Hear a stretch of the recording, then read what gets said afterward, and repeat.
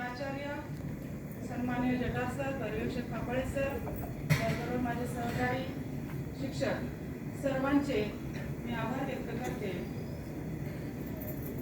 आजचा दिवस हा माझ्यासाठी एका अर्थाने एका बाजूला हसू आणि दुसऱ्या बाजूला अश्रू असा हा दिवस आहे. सलग 16 वर्ष या ठिकाणी काम केल्यानंतर दुसऱ्या ठिकाणी मला जावं लागत आहे. या ठिकाणी जरी मी बिनपगारी काम केलेलं असलं तरी सुद्धा या ठिकाणी मला मोकळ्या हाताने जावं लागत नाही. याचं मला एक प्रकारे समाधान आहे, आनंद आहे. 2009 साली वाणिज्य शाखेसाठी आजचे संस्थेचे विद्यमान अध्यक्ष महेंद्रनाथ मुसळे, कारभारदादा मुसळे, रुद्रा शेळके, कैलासवासी निवृत्तीदादा कुराडे, शांताराम बापू वाघमारे, संपताप्पा शेळके यांच्या अधिकाराखाली माझ्या संस्थेमध्ये एक कर्मचारी म्हणून नव्हे तर एक कुटुंबातील सदस्य म्हणूनच नेमणूक झाली असं मी म्हणेन. कारण की या सर्वांकडून मला घरून प्रेम मिळाले, चांगल्या प्रकारची वागणूक मला या संस्थेमध्ये मिळाली. त्यानंतर माझे सर्व सहकारी जे आहेत, जरी ज्युनियर कॉलेजला मी एकटी काम करत होते तरी मला असुरक्षित असं कधी वाटलेलं नाही. आणि या सर्वांकडून मला प्रेरणा मिळाली.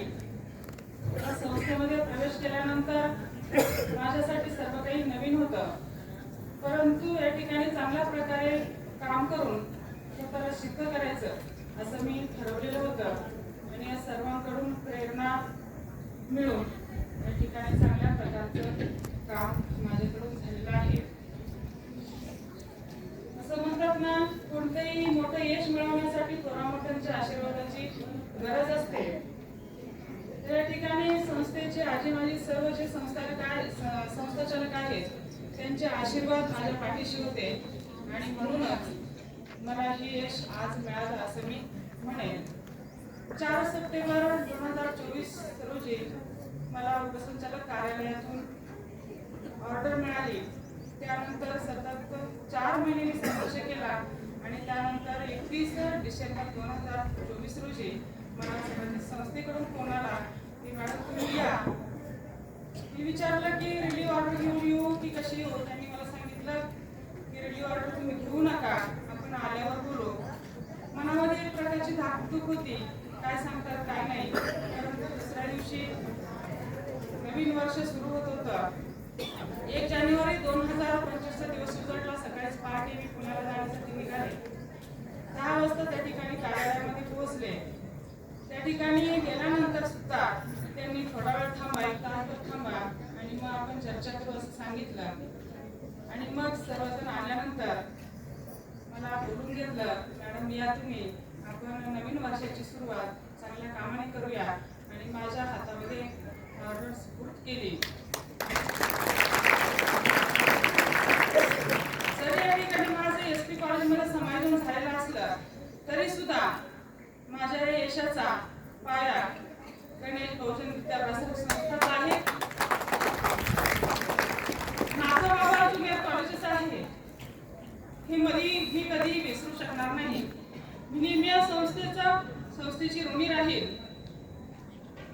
यानंतर कधी या ठिकाणी मला संस्थेने संबंधित प्राचार्यांनी बोलवलं तर मी विद्यार्थ्यांसाठी नेहमी येण्याचा प्रयत्न करेल. माणसाचं आयुष्य विचित्र आहे. कधी माणसाच्या आयुष्यामध्ये स्थित्यंतरे येतात, कधी कधी विचित्र वळणे माणसाच्या आयुष्यामध्ये येतात. असंच वळण माझ्या आयुष्यामध्ये आलेलं आहे. अनेक वर्ष सहवास लाभलेली माणसं आपल्यापासून दूर जातात. कधी आपण कल्पना केलेली नसती अशा माणसांचा सहवास आपल्याला लाभतो. या विद्यालयामध्ये, या संस्थेमध्ये मी जे काही क्षण सहवासाचे जे काही क्षण घालवले, मला सर्वांकडून जे काही मार्गदर्शन मिळालं, जे काही सहकार्य मिळालं ते माझ्यासाठी अनमोल आहे. संस्थेचे विद्यमान संचालक बाबाराव शेळके नेहमी या ठिकाणी चौकशी करायची आपुलकीने की मॅडमचं एवढे दिवस काम कसं रखडलं, का झालं नाही? मॅडम तुम्हाला काही मदत लागली तर मला सांगा. इथेच नाही कुठेही तुमचं चांगलं होत असेल तर काही हरकत नाही, मी तुम्हाला मदत करेन. प्राचार्य जठार सर नेहमी सांगायचे की मॅडम कधी अर्ध्या रात्री जरी तुम्हाला गरज लागली, कोणताही कागद लागला तरी मी अडवणार नाही, तुम्हाला लगेच मी देईन. त्यांनी जी प्रेरणा मला दिली किंवा त्यांचं हे जे बोलणं, त्यामुळे एक आधार मला मिळाला. एक दिवस ते मला म्हणाले, मॅडम तुम्ही पुण्याला जाता येता मला काही सांगत नाहीत. म्हटलं सर, ज्या दिवशी सांगण्यासारखं काहीतरी असेल त्या दिवशी मी नक्की तुम्हाला पहिला फोन मी तुम्हाला करेल. आणि त्या दिवशी ऑर्डर मिळाल्यानंतर पहिला फोन मी जठार सरांना केला. सर प्रवासामध्ये होते, नंतर बोलतो असं सांगितलं. त्यांनी स्वतःहून फोन केला, विचारपूस केली आणि तुम्ही या उद्या आपण बोलू असं सांगितलं. माझं अभिनंदन केलं. त्यानंतर माझे सहकारी फटांगरे सर नेहमी मला एक प्रकारचा आधार द्यायचे, नेहमी चौकशी करायचे. माझ्याकडेच नव्हे तर त्यांचे मित्र जे आहेत राहणे सर चंदनापूर या ठिकाणी, त्यांच्याकडे चौकशी करायचे. मॅडमसाठी काही करता आलं तर करा. आणि एवढंच नाही तर मला म्हणाले की जर माझ्या हातामध्ये असतं किंवा जर चंदनापुरीची हिंदीची जागा त्यासाठी समायोजन झालेलं नसतं तर मी त्याच ठिकाणी तुमचं समायोजन करून दिलं असतं. एवढा मोठा आधार किंवा या ठिकाणी आपुलकीचे शब्द माझ्यासाठी अनमोल आहेत.